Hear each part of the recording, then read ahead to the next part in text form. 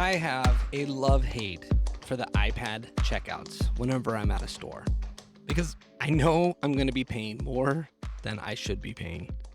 Let me frame that up. So, years ago, we all know that the way that we did transactions was you go into a restaurant, a grocery store, or whatever retail operation. And when you check out, you swipe your credit card or you give them cash. Now, a lot of the smaller retail stores are using iPads.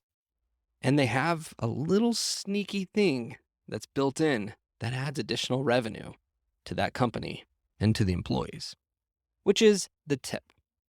How much would you like to tip? So it's framing. I'm going to wind back the clock to a business that I owned in my early 20s.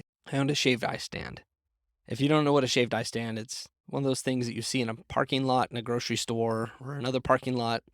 And they make snow cones. They sell them for a ridiculous profit and margin, and typically high school or college kids run them. That's how my shaved ice stand worked. One of the lessons that I would teach my new staff, and then they would teach the other employees every single year, is loading the tip jar.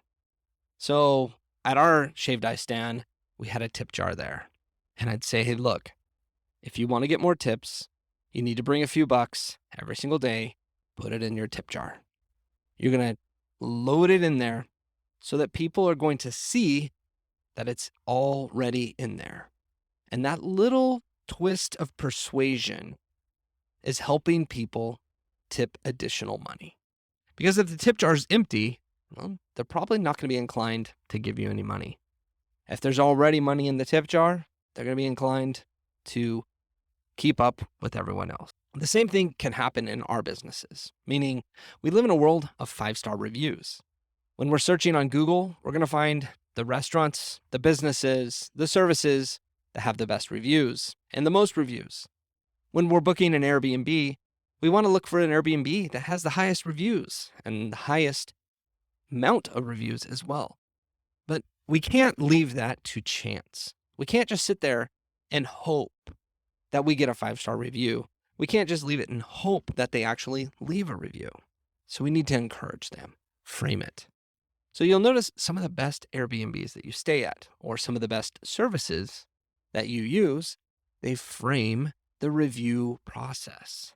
Meaning they're saying, hey, our best customers tend to leave us a 5-star review, or our happiest people that have stayed in our Airbnb have left us a 5-star review. I'm using some very loose language, and yes, you can look down this path.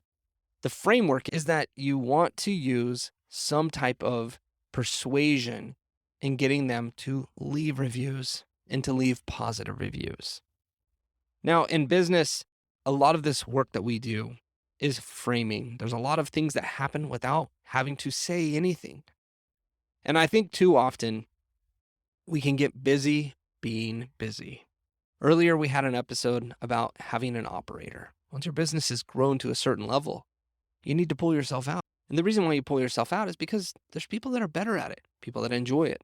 But there's also time that you need so you can think. Many times, the less that you do, the better you will be.